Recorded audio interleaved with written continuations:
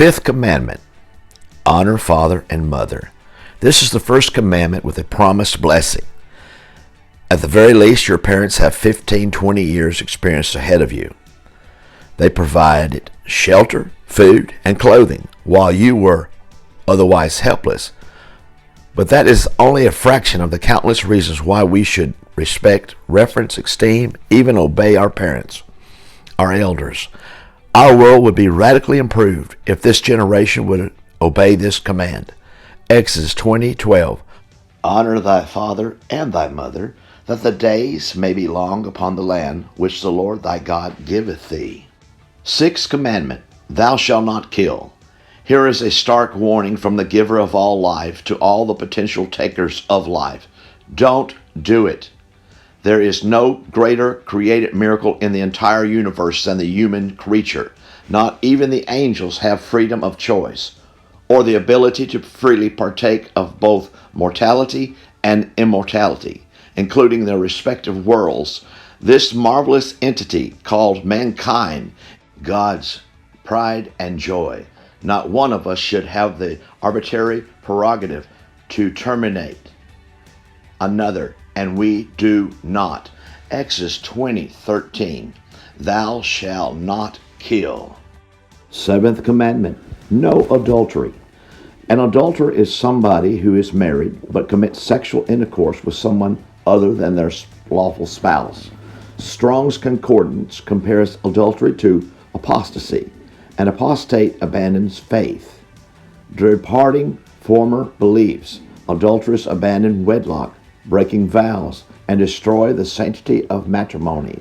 Since marriage typifies God's relationship with his holy people, an adulterer grievously trespasses against holy principle.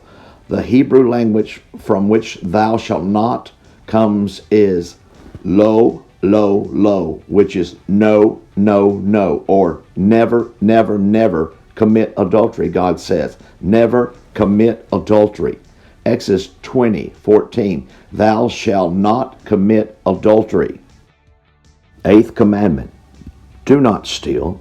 God supplies all our needs according to his riches. Every person receives what God has appointed to him. According to the talents and abilities that God gives, we earn our daily sustenance.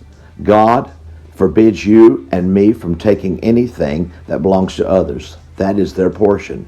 Imagine the world descended into chaos where no man could keep that which he had worked for to attain. A world without borders, boundaries, privacy, or safety. That is the world of thieves. Obedience to God's laws would prevent such a world.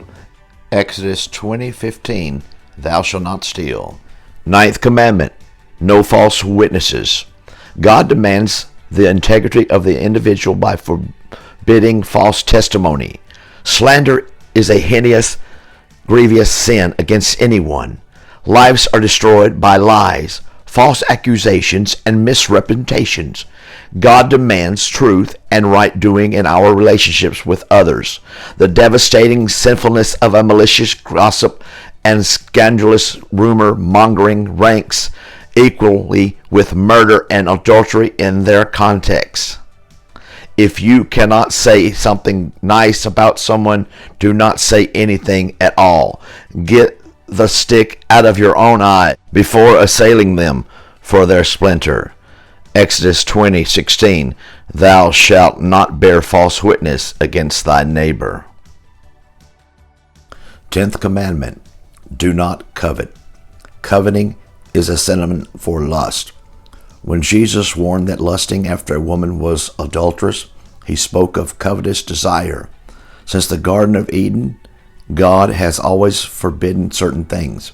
The desire for anything that God forbids is covetousness. Learn what belongs to you and leave everything else alone. The forbidden fruit is never good. Exodus 20:17. Thou shalt not covet thy neighbor's house.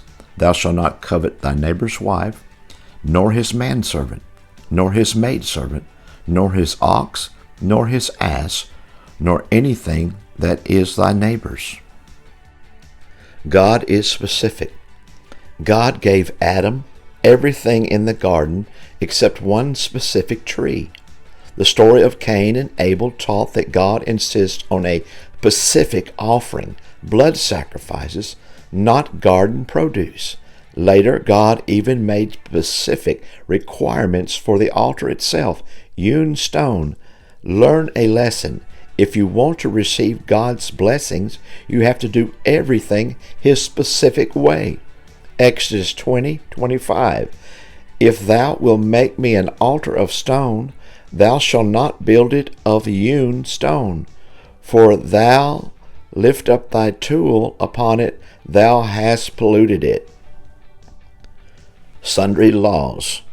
Besides the 10 Commandments, God gave Moses countless miscellaneous laws. Every aspect of domestic life was considered. Laws about family, commerce, criminal, and civil laws. Moral, even sexual codes were defined. God's laws were to define right and wrong, with a prescription for punishment for noncompliance.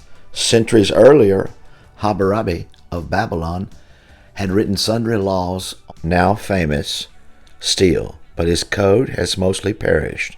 Today, in governments and societies around the world, the influence of Moses' law is still very profound.